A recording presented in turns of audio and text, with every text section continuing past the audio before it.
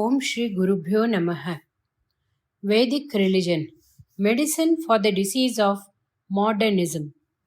People nowadays are caught between the pulls and pressures of two opposing forces.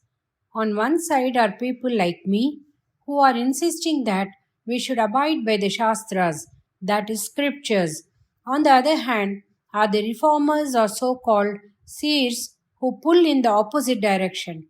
Because of the new syllabus of education in force for some time now, generation after generation of people have grown up appreciating and approving the ideas put forward by social reformers.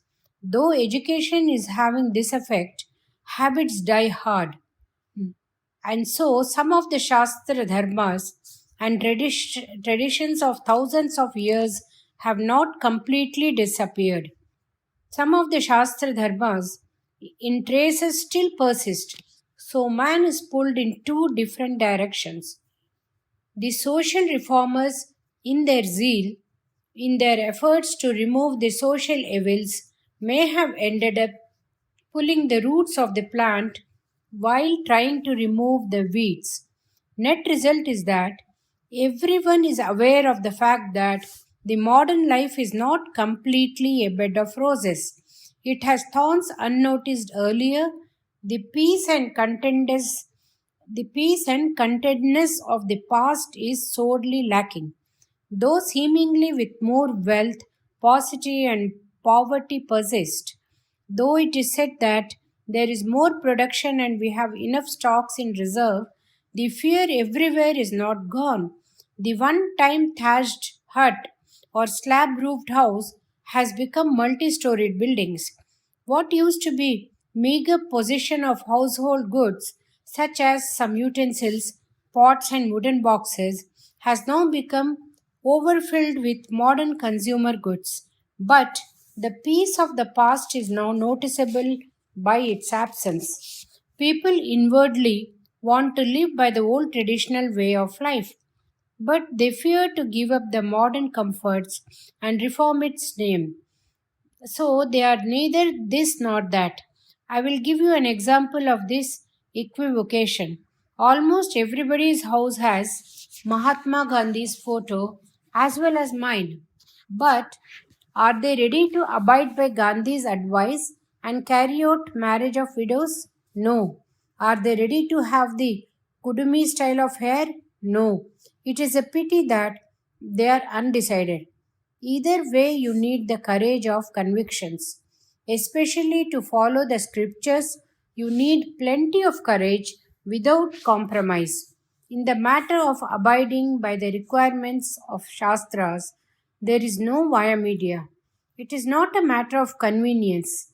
Some people with the best of intentions come to me and ask, Dharma Shastras were created by rishis. You are also like a rishi only. Why don't you amend the Shastras suitably for the modern day? They are of the opinion that, like removing weeds from the fields, we should amend some of the outer behavioral aspects of Dharma. If I accede to remove some as weed today, the some more are discarded later. After some time, you will find it difficult to know as to what is weed and what is the plant to be nurtured. What is to be understood is that neither the rishis create the Shastras as per their personal opinions, nor are we following them because we believed in a particular rishi. We follow them because they have identified and given us the Vedas, which are eternal, changeless, God's order. We have to make an effort to abide by them as they are, and I have no right to amend them. Please do not come to the conclusion that it is impossible to live by the dictates of the scriptures. This modern material civilization is directly dependent on business pulls and pressures. If we reduce our needs and requirements, the need for money will also reduce. Then we will know that they are not needs or requirements but avoidable non essentials. When you do not run after money, You get more time for Sandhya Vandanam, Puja, Bhajane, meditation, and Dhyana. Peace, satisfaction, and contentment naturally follow. To do karma, anushtana, you do not need money. You do not have to conduct a puja with extravagant expenditure. Dried tulsi, basil, and bilva leaves are enough. The food you eat can be the offering. Even a marriage need not be held with so much pomp and show. Especially nowadays, the biggest expenditure in marriage, the dowry, which is also correctly identified as one of the worst social evils, is not approved by the scriptures at all. If the money is the main criteria for the conduct of activities related to Shastras, then this religion will become the rich man's playground. In truth, it is not so. It is the common man's religion. Out of the four aims of life identified as Aram, Porul, Inbam, and Veed, Dharma, Artha, Kama, Moksha, respectively. We are running only after Inbam or happiness. For that, we are only interested in getting more and more money. In the bargain, we are ignoring the dictates of morality and discipline that the final aim of Vida or Moksham or self realization is lost track of. Recovery is still possible. If you make life simpler, you do not have to run after happiness and money. Then you can have mind, energy, and time to follow the dictates of Dharma. The resultant satisfaction and contentness can lead you on to supreme satisfaction and bliss too. Religion and society. Some of the religious taboos and requirements create inconveniences in day to day life in the society. Pointing this out as the reason, reformists or Sir Tirutha Karagal change the rules. These reformists are not aware of the basis and aims of the religion. What they call the social life, they are not referring to anything concerning individual ennoblement. New and novel political modes, scientific discoveries, business changes, economy, fashion, and style are the things clubbed together and referred to as social life. All this put together are what is Lokikam or this is worldliness. These are all subject to changes all the time. If worldliness was the only interest area of society, the rules of the society can change accordingly. But our religion does not consider man as purely a material. So, our religion is not merely concerned with worldly interest. It is concerned with the life of the man and not only worldly life. This is called Atmartham or soul friendly. The Shastras or scriptures are aimed at how to enable him to live nobly while in this world and relieve man from the ties of worldly life simultaneously. The books on politics, general knowledge, economics, and such will keep changing with the times, only when their attention is reverted on worldly only. But in our culture, we have not considered anything as permanently worldly only, but have considered the worldly life as part of the process of ennobling man. We have considered government, knowledge, economics, arts, and sciences as avenues for moral upliftment of man. The rules and regulations and value systems concerning these do not change. The rules and regulations evolved to fix man on the right path of spirituality in a constantly changing world cannot and should not change.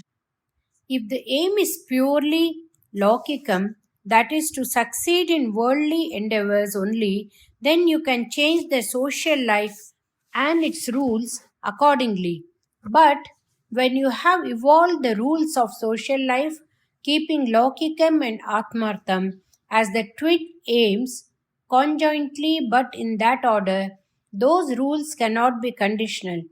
To say that the rules as per Dharma Shastras are inconvenient in worldly life is incorrect and illogical because of the fact that they do not have worldly life as the only aim.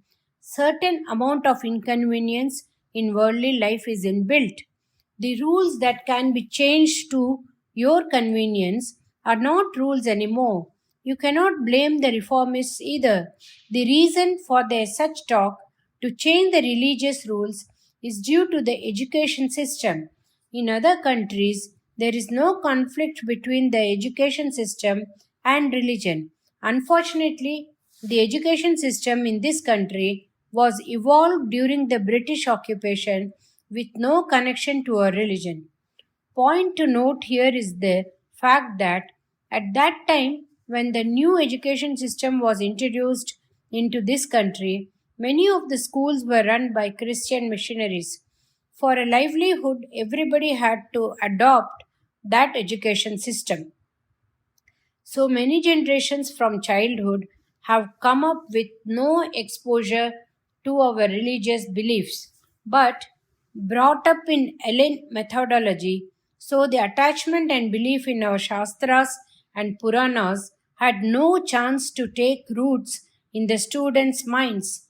Then, when India got independence from Britishers, somehow the politicians, for purpose of amity, opted for a policy of so-called secularism. This, coupled with vote bank policies, has come to mean non interference in other religions and maximum interference in the Hindu Sanatana Dharma. Without an iota of knowledge of the purpose of our scriptures, the reformists have come to the conclusion that they can change the rules of our Shastras at will. Puranas are a pack of lies. Shastras are meant to nurture blind beliefs. These are the ideas drilled into the minds of children of this country for generations. How can they have any attachment to our religious beliefs and practices? Children should be brought up in a divine atmosphere. They should be taught some of the religion's practices. They should be exposed to the company of such people who are living an exemplary life of simplicity and cleanliness. They should be encouraged to develop the trust and belief that the Hindu scriptures are from such rishis who raised and lived above the lure of sensual pleasures.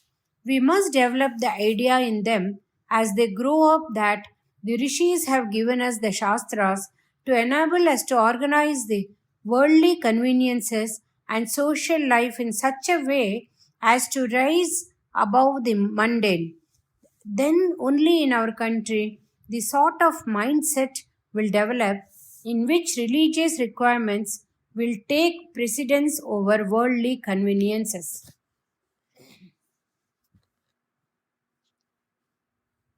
In beheading the treatment for a headache. Is beheading the treatment for a headache?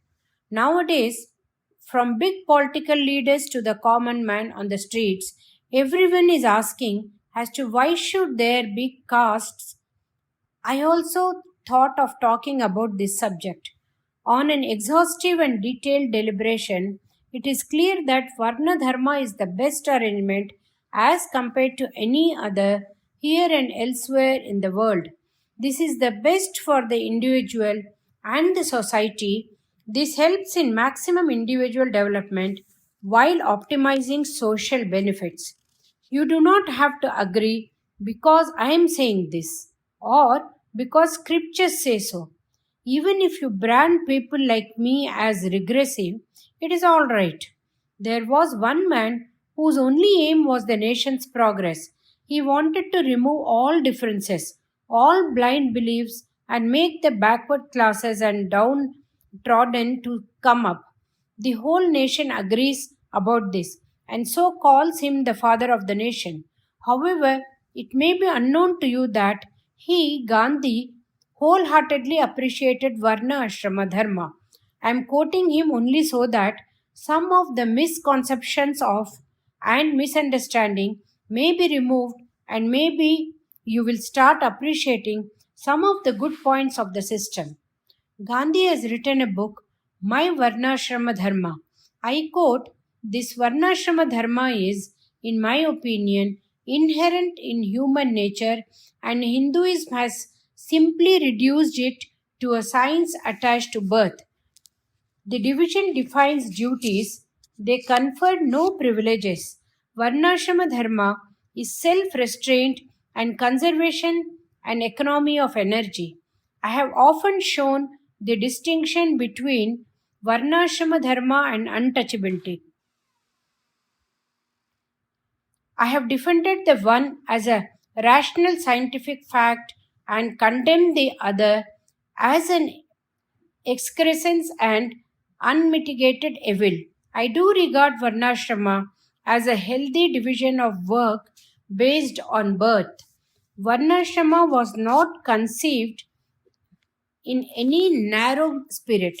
On the contrary, it gave the laborer the same status as the thinker. If you ask me as to why did he do many things contrary to some of the traditional practices, my answer is that possibly he came to the conclusion that anyhow Varnashrama has gone by default, it is beyond recovery and revival. Its essence is gone and only the skeleton remains. So what is the use of sticking on to only the traditional practices? But I think differently. Had this arrangement, which was like the backbone of the society, gone totally bad, there was no need for a matam nor a matadipati, that is, head of the matam. Had the root dharma disintegrated, to call myself a head of an organization would have been an act of betrayal and exploitation of the society. Really, if the original arrangement had totally collapsed, then there is no need for a matam. I believe that such a stage has not yet been reached. Neither do I think that there is no hope. At least now, if we wake up and take necessary actions wholeheartedly, the system can be revived to rise and renewed vigor. Let other castes be mixed. Let Kshatriya, Vaishya, and Sudra become one or undifferentiated. The life force of Veda Adhyanam is still alive in its pristine form and glory in some Veda schools. Whatever arrangements we have taken to fund these schools and to revive some of the defunct ones have been well received. More students are joining, so as of now, we have a nucleus which will take care of the situation till the next generation. To sustain and expand this is my duty. As long as this is there, it will cater to offset the imbalances in other varnas, even if all the Brahmins cannot or are not able to lead such a life, at least if some remaining as examples and guides adhere to traditional ways that will enable others to return to the fold. Like me, Gandhi did support Varnashrama Dharma, but he gave up thinking that it had gone bad beyond redemption. I agreed that the fire was missing, but not completely gone to ashes. Some of the live sparks can be blown to a roaring blaze, I thought. Otherwise, what is in store for the country is amply demonstrated by our recent past and the fate of the dead civilizations in other countries elsewhere in the world. Gandhi also maintained that coming into being of big factories was the reason that traditional cottage industries deteriorated. In a simple life, there is not much scope for factories and machines to play a major role. The old arrangements can be saved if everybody is ready to stick to a simpler life. He kept insisting that maximum work should be done by manpower. Giant machines were to be avoided. Heavy industries were not required for day to day life. He kept repeating endlessly and demonstrated in his ashramas as to how to learn to live with the minimum unavoidable essentials. Whether he said were conveniently appropriate to Varna Ashrama Dharma way of life too. But there is a total deviation away from his views. The governments, since independence, have gone far away in getting the country industrialized.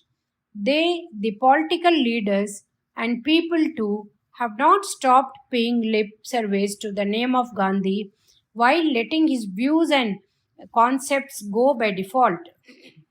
Had we stuck to his ideals, we could have evolved into a model to be emulated for the rest of the world.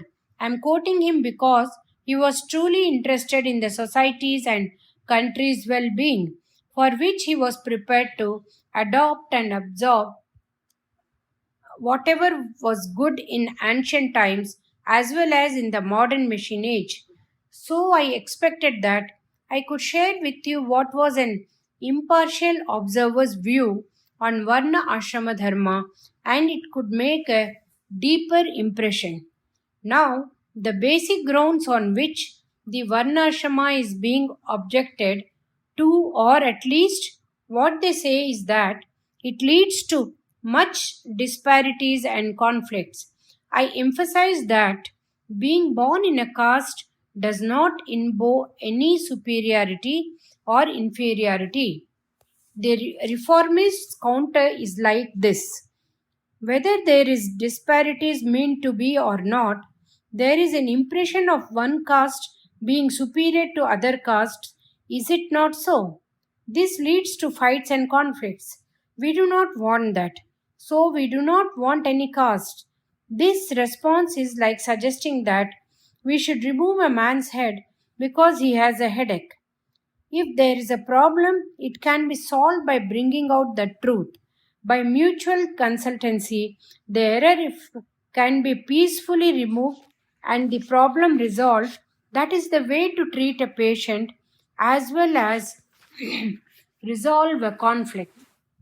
You cannot and should not kill the patient for curing a disease. You can't throw away the baby with the bathwater. After all, in any conflict, there will be two sides. In a multi-dimensional confrontation, there will be many sides. Difference of opinion will also be there. The matter under dispute cannot be destroyed as a solution. Nowadays, ideology and language are the basis on which there is much conflict in the world. For this, we cannot say that we do not want ideologies anymore. We cannot say that the language under dispute should be eradicated. In our country, we have recently faced a lot of conflict on the matter of languages. There have been fights of such proportions and magnitude based on the languages that caste based conflicts can never match. Tamil versus Telugu, Hindi versus non-Hindi, Marathi versus Kannada, Bengali versus Bihari, and English versus Hindi, etc. Fights of endless combinations and immense proportions have been there.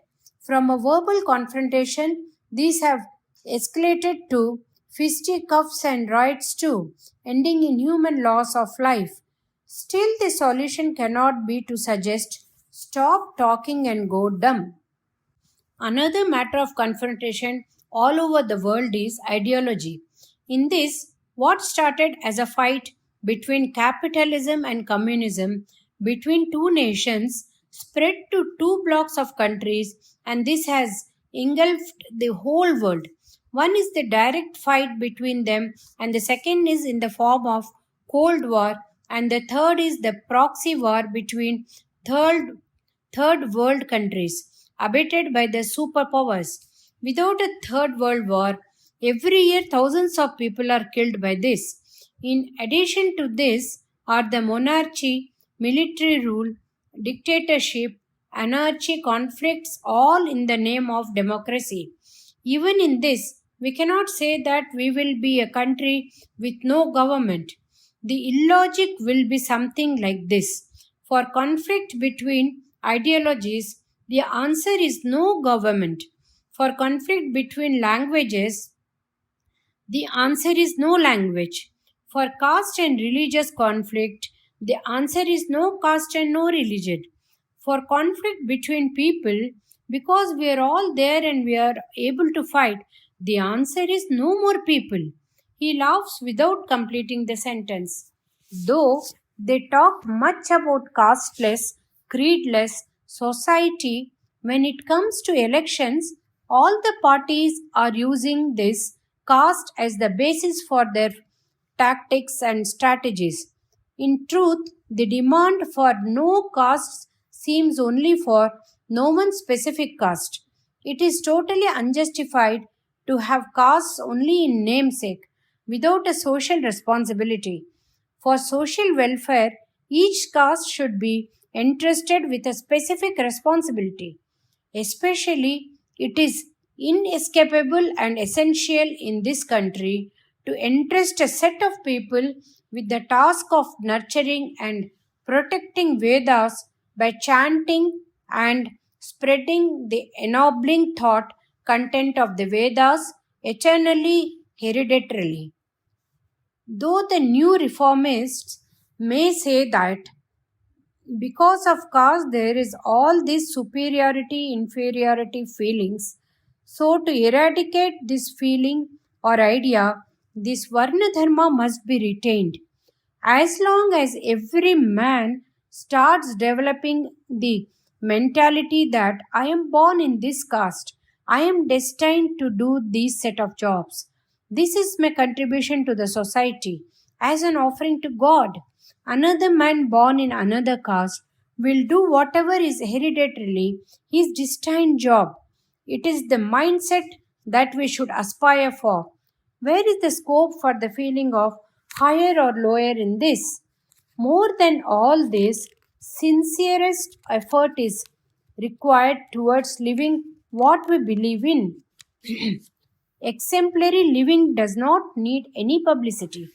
If the feelings of superiority and inferiority have come about due to the caste, it is due to a misunderstanding of the basic tenets.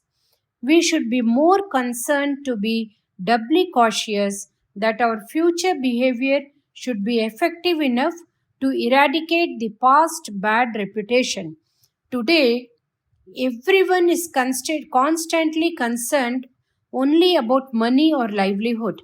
Even as recently as some 75 years back, no one bothered about how he is going to make a living. Duty was his main concern. When livelihood becomes the priority issue, whatsoever has the higher job or more wealth, others have to be jealous of him. When duty is the main priority, there can be no jealousy. But when money or position gets the priority, conflicts are unavoidable. What we are seeing and experiencing now is that the class conflict, unheard of and unthought of when Varna Dharma was effective, is now noticeable because the priority has shifted from duty to money and position of power to enable people to live without a sense of being higher or lower, without disparities and conflict, with love and unity, mutual respect and mutual cooperation in peace and happiness. I am asking you not let go the old value systems of dharma. I pray to God to let us progress in this direction. Vedas, that is the root. Our religion is in two parts, namely Shaivam and Vaishnavam, of believers in Shiva or Vishnu respectively. One will even wonder whether they are one or two different religions. In Christianity too, there are Protestants and Catholics. They are considered as one religion only because they pray to one God only, that is Jesus Christ. In Buddhism, the two divisions of Hinayana and Mahayana are not considered as two different religions. Reason is that the head of both is Buddha. Do Shaivites and Vaishnavites have the same God? No. Whatever may be the behavior and attitude of the common devotees, a Vaishnavite pontiff will never come near a Shiva temple. For them, Vishnu is the god. They believe that Shiva is not a god, but only a devotee of Vishnu. Among Saivites, too, there are fanatics. For them, Shiva is the god. Vishnu is only devotee of Shiva. How to consider the Shaivites and Vaishnavites as belonging to the same religion? Let it be. To be able to consider them as belonging to the same religion, is there a common religious books that they both believe in? Christianity has many divisions, but the Bible is common to all of them. Similarly, Islam has many subdivisions, but one Quran. Shaivites have Tevaram and Tirumurais as their authority. Vaishnavites have Nalaira Divya Prabandham as their basic book. Thus, their basic books are also different. Swami or their god, anyhow, is different. How to consider them as belonging to one religion? Despite such differences of ours, it is the Britishers who should get the credit for bracketing a multitude of subdivisions as one religion as the Hindu. Otherwise, we would have considered ourselves to be belonging to multiple of different religions such as Saktam, Kaumaram, Sauram, Ganapatyam, that is, devotees of Shakti, Kumara, or Murugan, Sun, and Ganapati, respectively. In addition, there would have been Ayyappa Bhaktas, Upasakas, Ilayamman devotees, and so on endlessly. Instead of calling us by this one common word of Hindu, had we been considered as belonging to different religions, each subdivision in comparison with Christians and Muslims would have been minorities. That is, instead of Pakistan in two parts, west and east, now Bangladesh, the whole country could have been divided into so many parts, calling themselves so many names. The same Britishers who ruled over the country for so many centuries by their policy of divide and rule, who tried to put a major wedge as Aryan Dravidian divide, which is even now being exploited by many parochial politicians, and who was responsible for the division of the country into India and Pakistan. It is the same Britishers, by some error of judgment contrary to their own logic, who called all of us as Hindus unwittingly and did us the favor of remaining a nation called India. So, are we one or two or many religions? Despite the fact that the Shaivites and Vaishnavites have two different basic books and two different gods, the truth is not so. Contrary to the present mentality of the followers of the two, on a careful study of their basic books, it is revealed that the authors of those writings of Tirumurais and Divya Prabandhams never believed or said that there is a first book.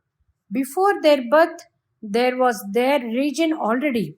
The Alvars who sang the Divya Prabandham were born into Vaishnavam, which was already there. The Nayanamars who sang the Tevaram and Tirumurai were born into Shaivam, which already existed. On further investigation of their roots, you find the Vedas. The Shaivites have called the Shiva, I quote, Vedamodu Arangam Ainanai Vedanathan Vedageetan. It means the Shiva who with Veda become six-sided as the form of Veda, leader of Veda and song of Veda. Similarly, in the Vaishnava literature too, it is said, I quote, Vedam Tamil Seida Maran Sadagopan. It means the Vishnu, the god who created the Veda into Tamil. It is clear that the basic root is Veda. All the greats who have sung the Tevarams and Divya Prabandhams talk of the greatness of Vedas. Whichever temple city is described, They say in one voice repeatedly that in all those places the sound of Vedas was reverberating and echoing. The place was full of the smoke from the home of fires. All the parts of Vedas were thriving.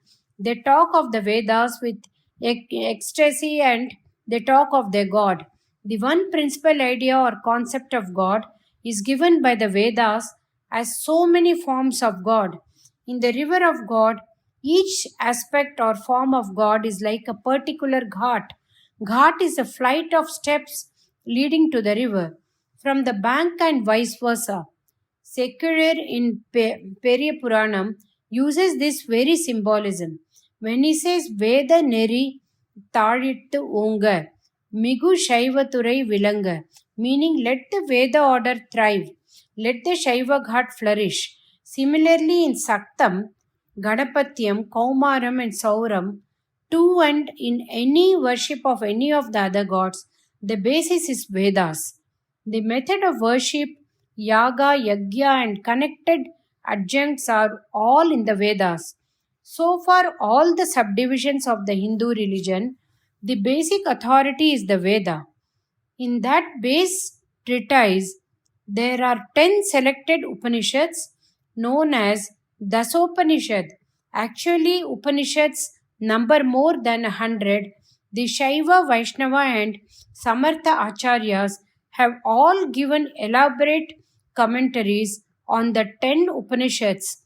In them, God is referred as Brahman. In one place in Kathopanishad, it says Brahman is Vishnu. In Mandukya Upanishad, it says that Shiva is God. At various places are mentioned Mitra, Varuna, Agni, Indra, and so on. And the same Veda clarifies that the one truth is seen and exhibited as so many. Ekam Sat Vipraha Bahuda Vadanti says a line in the Vedas, meaning that the truth is one and that is interpreted as many by the knowers of that truth. So, this religion does have one God and one basic book. The basic common book is Vedas, and the one common God is Brahman. We can now, without doubt, claim that we all belong to one religion. The one common book of Vedas reveals the God to us. It tells us as to how to live our lives.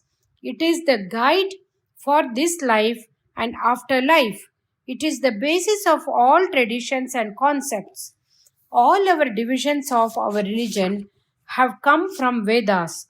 Root is one and branches are many.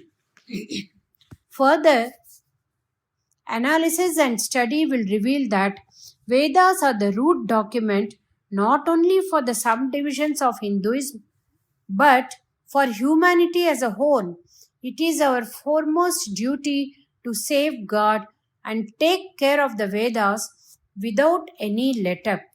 Om Shri Mahaperiva Sharanam.